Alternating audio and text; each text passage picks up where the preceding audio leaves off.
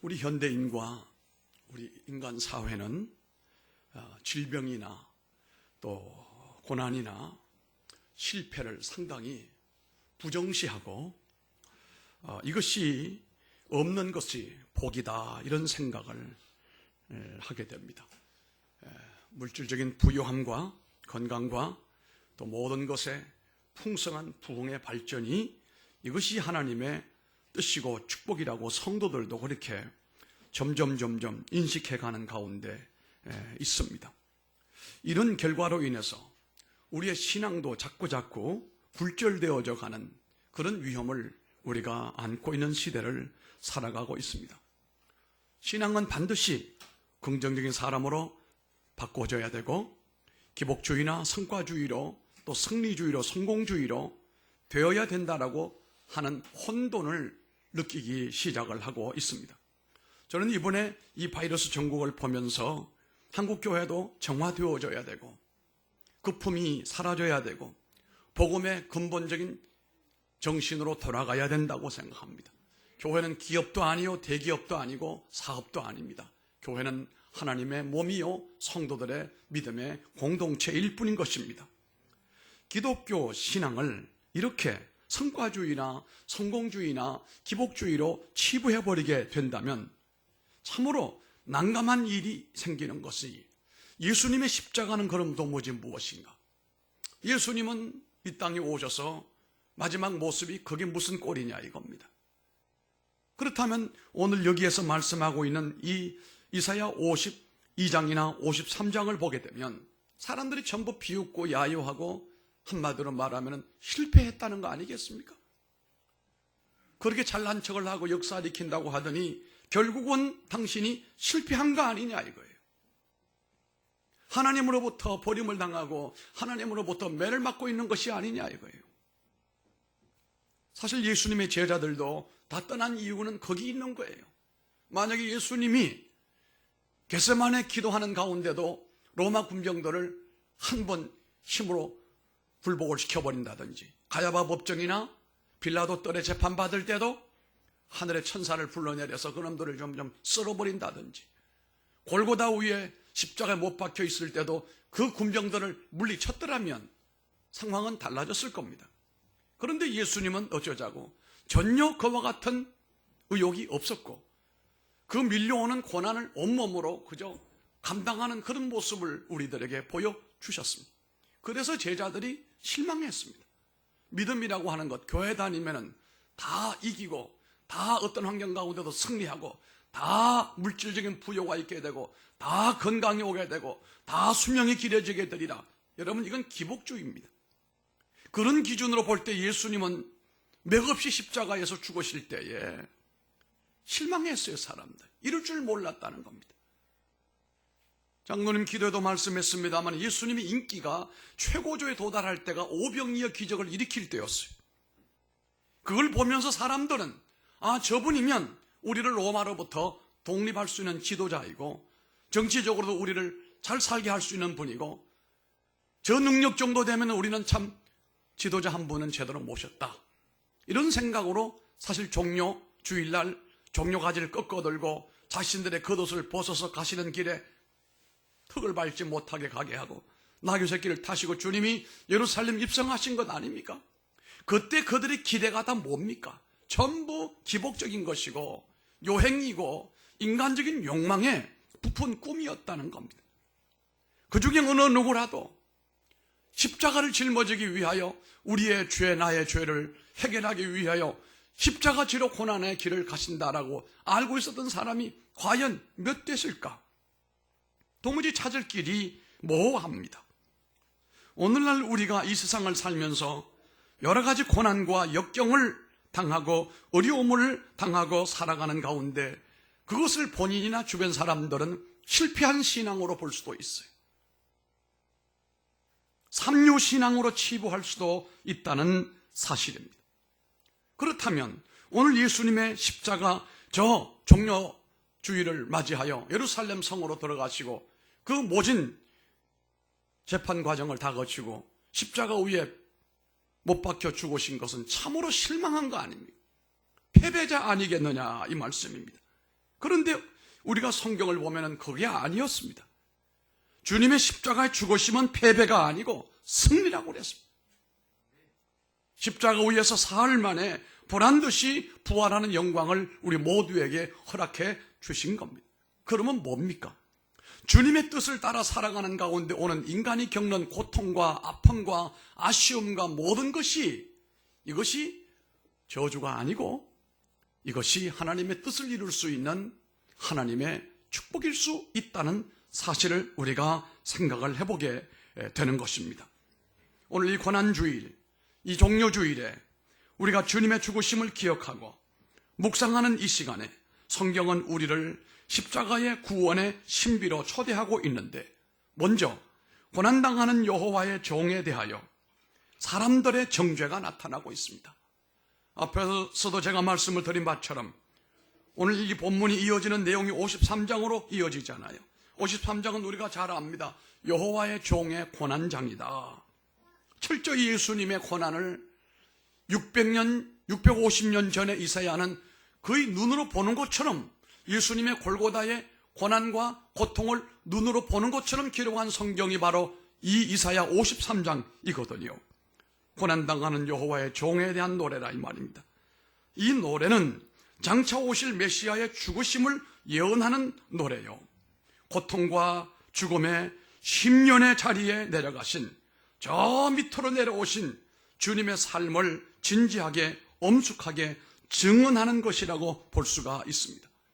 우리 예수님이 땅에 오셔서 사셨던 삶의 진짜 면모를 이사야 52장, 53장을 통해서 우리가 확인하고 또 눈으로 보게 될 수 있는 겁니다. 그런데 이사야는 또 다른 한 가지 사실을 증언하고 있는데, 그것은 여호와의 종을 죽음으로 몰고 간 어두움의 힘이 있음을 확실하게 말씀합니다. 53장 3절에 보면은 그는 멸시를 받아 사람에게 버림받았으며 간고를 많이 겪었으며 질고를 아는 자라라고 말씀합니다. 사람들은 이 예수님을, 하나님의 이 종을 버림받은 종이라고, 그리고 고통당하는 것이라고 이렇게 인정을 합니다. 그가 지금 받는 모든 이 고통은 응당 그가 실패의 대가로 받는 것으로 알았습니다. 왜냐하면 그는 지금 하나님으로부터 버림을 받았기 때문이다. 그래서 고난 속에 있다. 죄를 짓고 고난 하나님께로부터 버림을 받았으니 뭐가 우리가 귀히 여길 수가 있는 것이 있겠는가, 이겁니다. 이것은 누가 구약의 사상 가운데서도 욥의 친구들로부터 욥이 뭐라고 권면을 받습니까? 하나님은 이유 없이 고통 주지 않는다. 자네 회개해라. 소발로부터 세 친구들이 멀리서 와서 똑같이 얘기했어요. 하나님은 아무런 이유 없이 고난 주시는 법이 없다. 너 지금 이런 엄청난 고통과 시련과 역경 중에 있는 것을 보면은 하나님의 죄에 대한 심판이다. 이렇게 너무 쉽게 그렇게 판단을 했어요. 이때마다 자식들이 세상을 떠나고 자기 재산이 다 잿더미가 되고 몸은 병들고 홀로 외롭게 이 고통을 겪는 것도 아픔이지만 주변 사람들이 와서 하는 말이, 너는 죄가 많으니까 이렇게 된 거지. 어떻게 죄 없이 이런 일이 일어날 수가 있는가. 그러니까 회개를 하라고 하는 이것이 더 아픔이었다 이 말이. 욥이 말하잖아요. 나는 일생을 살아가면서 하나님 앞에 이런 죄에 대한 보응을 받을 정도로 산 적이 없다 이거예요. 난 누구보다도 신실히 하나님을 신뢰하고 하나님을 의지하고 하나님께로부터 주시는 복을 받고 산 사람이지, 이렇게 하나님의 진노를 처절히 받을 수 있는 이런 일을 내가 한 적이 없다 이거예요. 그러나 이 욥의 세 친구들은 뭐라고 그랬습니까? 이유 없는 무덤이 어디 있느냐. 하나님은 이유 없이 뭘 주지 않는다? 고통 주지 않는다. 이유 없이 사람의 육신을 치시는 하나님이 아니시다. 이유 없이 재산을 빼앗아 가시는 하나님이 아니시다. 하나님의 심판은 의로우시며 그분의 처사는 공평하다. 종이 버림받고 고통받는 것은 그 받는 예수님 자신에게 문제가 있는 것이지, 그는 한마디로 말하면 공평하신 하나님의 심판 아래 놓여 있는데 53절 3장 4절에 이렇게 정리를 합니다. 그는 징벌을 받아 하나님께 맞으며 고난을 당한다, 이렇게 말했습니다. 지금 예수님이 십자가에서 징벌을 받고 매를 맞고 고난을 당하는 그 이유는 다른 데 있는 것이 아닙니다. 바로 하나님으로부터 벌받고 있기 때문에 그렇다. 그들의 그렇게 평가를 내리는 거예요. 여호와의 종이 행한 삶이 아무리 의롭고 거룩하며 진실하다 하였어도 그가 당하는 고난이 그가 의롭지도 거룩하지도 진실되지도 않는다는 사실을 증명하고 있는 것이라는 이런 말입니다. 그러므로 그는 멸시의 대상이 된 겁니다. 조롱거리의 대상이 되고 말았습니다. 업심여김을 받는 것이 당연하다, 사람들은 그렇게 말했습니다. 사람들은 그의 가르침을 무시합니다. 세상은 그의 삶을 어리석게 보았습니다. 그리고 그를 따라가지 않았습니다. 제자들도 주님을 다 떠났습니다. 도리어 그를 때리고 찌르고 학대하는 모습이 정당하다. 왜? 하나님으로부터 버림받은 자니까. 하나님의 대리인으로서 우리가 재판을 하고 우리가 심판을 한다, 이렇게 당당하게 외쳤습니다. 거듭 말씀드리잖아요. 그 이유는 그가 하나님 앞에 벌받았기 때문이다. 하나님을 그를 버렸기 때문이고 떠났기 때문이다. 여호와가 그를 징벌하고 있기 때문에 이렇다, 그렇게 믿었습니다. 사람들은 예수님 그 십자가를 보면서 하나님 앞에 벌받고 죄값을 받았다, 그렇게 세상은 얘기했습니다. 그런데 오늘 우리 시대에도 고난당하는 성도들에 대한 냉대함이 예수님이 십자가에서 고통당하는 것과 별로 차이가 없습니다. 이사야 시대 사람들과 오늘 이 시대를 살아가는 사람들에게는 많은 차이점이 있겠습니다만, 그러나 고난을 향하여는 똑같아요. 고난을 반기지 않으며 믿음의 영역으로 포함시키지 않으려고 합니다. 우리가 자연스럽게 받아들이는 믿음이라고 하는 것이 뭘까? 그것은 하나님이 그 자녀들을 성장시켜 주시고 자라나게 만들고 복을 주시고, 잘 생각하고 아멘 하세요. 전쟁을 하면 반드시 하나님이 우리를 원수를 물리치게 해주시고, 아멘, 잘 생각하고 하시라니까.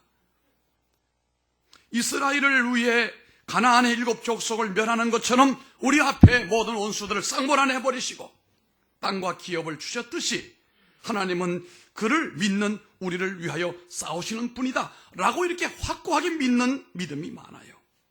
과연 그럴까요? 과연 그럴까요, 여러분?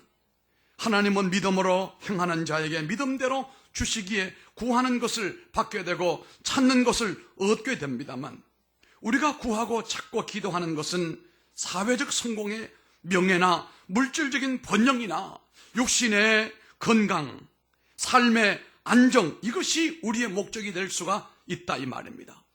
그래서 우리는 이웃 혹은 주변 동료들을 반드시 이겨야 돼요. 밟고 일어서야 돼요. 이 경쟁을 하나님이 주신 십자가나 시련으로 받아들일 때가 상당히 많다, 이겁니다. 오늘날 왜 세상이 교회를 멀리합니까? 왜 교회를 싫어합니까? 바로 이겁니다. 교회가, 성도들이 세상 사람보다 더 경쟁적이고 더 사람들이 욕심이 많고 어떻게 하든지 살아남아야 되고 복받아야 되고 잘해야 되고 성공해야 된다라고 하는 성공의식으로 가득 찬 나머지 세상 사람들에게 말할 수 없는 포악을 행한단 말이에요. 밟고 일어서고 무자비하다, 이겁니다. 과연 이것이 주님이 원하시는 뜻일까요? 복음일까요? 아니라는 겁니다. 이러한 우리의 생각은 자연스럽게 하나님은 승리의 하나님이다 라고 하는 믿음의 확신을 견고하게 하거든요. 그리고 만약에 이기지 못하면 패배자로 낙인 찍히게 되고, 내가 나를 향하여 볼 때도 패배자로 보고 남을 그런 사람을 볼 때 패배자라고 쉽게 우리가 판단해버리고 마는 겁니다. 이것이 우리가 살아가는 가운데 내 이웃을 사랑하라고 하는 말씀을 절대로 적용시킬 수가 없습니다. 왜? 내 이웃과 주변 사람은 내가 이기고 승리하는 데 있어서 내가 밟고 일어서야 될 경쟁의 대상이에요. 과연 그럴까요? 주님은 그렇게 생각하지 않았습니다. 주님은 도리어 내 이웃을 내 몸처럼 사랑하라. 내 이웃을 돌봐라. 내가 귀한 만큼 내 주변 사람도 하나님 귀히 여기신다라고 하는 생각이 짧다 이겁니다. 그러므로 우리 사회에서 소외되고 고통받는 사람들을 바라볼 때 저건 무식해서 저렇고 저거 다 게을러서 저렇고 저거 못돼 인생을 잘못 살아서 저렇다 무시하기가 일수다 이 말입니다. 그들의 믿음을 쉽게 판단하고 그들을 꾸짖는다 이 말입니다. 그들은 사회에서 끊어져도 된다고 생각을 하고 저런 대접받아도 괜찮다고 생각을 합니다. 그리고 어떻게 보면 우리도 그 사람들에게 고통을 주고 아픔을 주는 사람일 수도 있는 겁니다. 이러한 믿음 사회, 이런 믿음 안에서 사회적 기준에 도달하지 못한 사람들은 자책하고 비관하고 삶을 자살로 끝내는 경우도 많아요. 그들이 자살하는 원인 가운데는 세상이 힘든 게 아니고 사람이 힘든 거예요. 왜? 잘난 사람이 너무 많으니까. 잘났다고 우기고 밟고 올랐으니까 그렇지 못한 사람은 도무지 살아갈 희망이 없고 용기가 나지 않는 거예요. 자살하는 사람을 상담해보고 가족들을 상담해보면 사람이 제일 무섭대. 어떻게 그렇게 포악하고 욕심이고 우리를 밟고 일어섰는지. 여러분, 이 세상을 살아가는 경쟁력이 없는 생명도 가치가 있습니다. 왜냐하면 하나님은 영광된 승리를 그 믿는 사람들 가운데 십자가를 진 사람에게 주시기 때문에 그렇습니다. 하나님은 소외당하고 고난 속에 있는 자로부터 멀리 계시지 않습니다. 우리에게 이유 없이 고통이 찾아오는 것은 하나님이 징벌을 하기 때문이다 라고 말할 수 있습니까? 여기 그는 징벌을 받아 하나님께 맞으며 고난을 당한다. 세상 사람들은 그렇게 말했어요.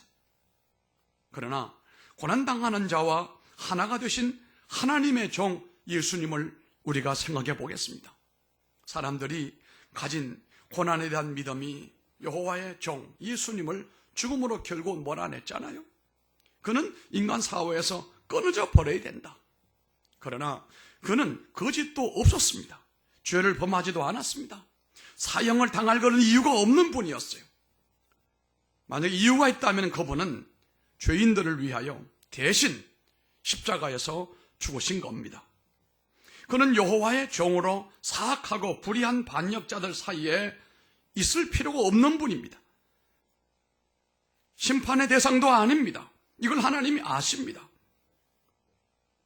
여호와가 공의를 세우고 구부러진 판결을 바로잡으시려고 하시는데 이 예수님의 십자가 지시는 고난은 이 하늘 밑에서 가장 정당한 것이고 가장 아름다운 것이에요.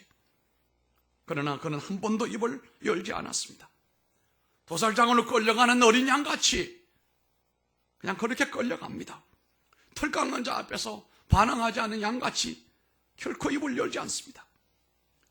그렇게 함으로써 그는 비로소 고난당하는 자들과 하나가 되었습니다.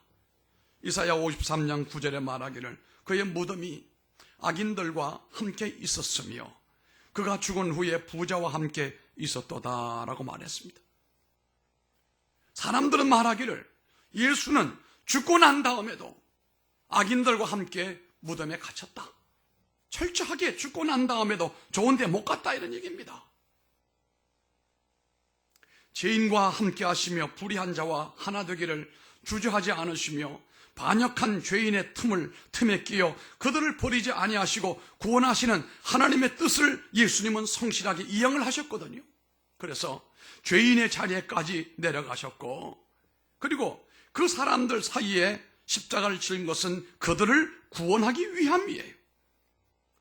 불의한 자와 함께 묻히신 그 이유는 뭘까요? 불의한 자라도 의롭게 하기 위하여 주님이 하나님의 미랄이 되신 겁니다. 반역한 죄인의 틈에 끼인 자만이 어둠의 권세를 새롭게 하실 수 있는 분입니다. 죽으신 그리스도만이 부활의 주인으로 세상에 빛이 되시는 겁니다. 오늘 우리는 십자가에 달리신 주님을 깊이 생각을 해봅니다. 세상 사람들은 그분은 죄를 많이 짓고 하나님 앞에 매맞고 저주받아 저렇게 고난당하고 있다. 그리고 죽고 난 다음에도 죄인과 함께 죄인의 무덤에 들어가서 형편없게 됐다. 생각을 그렇게 했습니다. 오늘 그럼 우리는 어떻게 생각을 해야 됩니까? 거기서 억울하게 고통당하고 버림받은 형제와 자매와 함께 십자가 짊어지시고 우리의 기도는 여전히 타인과 차별된 성공과 승리를 구하고 번영과 안정을 구하고 세속적인 영광만을 구하고 있다고 한다면 우리도 그들과 다를 바가 없습니다. 그러나 십자가에 달리신 하나님의 아들 예수 그리스도는 우리가 믿고 바라던 세계의 반대편에 계시는 거예요. 그 반대편에서 그리스도의 십자가는 힘없는 자들을 멸시하며 구부러진 판결을 하는 세상의 악한 권세를 정죄하신다 이 말이에요. 그 반대편에서 예수 그리스도의 십자가는 교회와 성도를 현혹하고 복음으로 가장한 거짓과 속임의 정체를 드러내신다 이 말입니다. 그 반대편에서 그리스도의 십자가는 우리가 믿음으로 바라고 소망하는 진리가 무엇인지를 여실히 가르쳐주고 있는 것입니다. 사실 고난주간 종료주의는 인간의 우매함과 이 땅의 거짓된 판결과 불의와 이 모든 것들이 종합 선물 세트처럼 엮여져 있는 한 주간입니다. 그러나 다음 부활주일은 우리 주님이 저 부활의 언덕 건너편에서 참 진리가 무엇인지 참 승리가 무엇인지를 보여주는 그런 승리의 주일이거든요. 우리가 믿고 바라던 거짓된 믿음의 세계 반대편 거기에 십자가에서 하나님의 아들이 하나님께 버림받고 고통을 당하셔서 정말로 죽으신 것이 사실입니다. 저주받았습니다. 그래서 예수님의 십자가만이 우리의 소망이 되는 이유는 우리를 구원하기 위하여 우리의 죄를 사하기 위하여 주님이 일부러 그렇게 저주받으셨다는 사실이에요. 자신의 죄가 아닙니다. 그분은 죄가 없는 분입니다. 근본적으로 그분은 죄를 지을 수가 없는 분이에요. 왜요? 참 사람이고 참 하나님이기 때문에. 그럼에도 이 저주받은 이유는 뭡니까?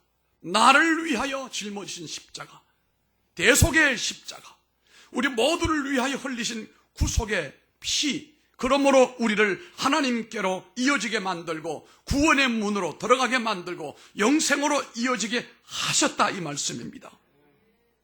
세상 구석구석에 이 복음이 못 미치는 곳이 하나도 없도록 이 생명이 온 땅에 지금 퍼져가고 있습니다. 우리는 바이러스만 전 세계에 엄청난 속도로 퍼져가는 줄 알지만 부활의 속도는 더 빠르게 온 세계인들 가슴에 미쳐지고 있음을 깨닫기를 바랍니다. 십자가 달려진 예수님만이 나라들을 놀라게 하실 것이고 왕들을 불안에 떨게 만들게 할 것이고 예수님의 십자가만이 우리의 죽음의 문제를 완전히 해결할 것이고 이사야 52장 13절에 말씀하는 것처럼 보라 내 종이 형통하리니 받들어 높이 들려서 지극히 존귀하게 되리라 라고 하시는 말씀처럼 내가 짊어지는 십자가는 참 힘들고 어렵고 고통이지만 내가 겪는 실패, 패배, 질병, 경제적인 고통 이런 것들이 마치 내가 저주받은 자처럼 보이는지 몰라도 여러분 거기 아닙니다.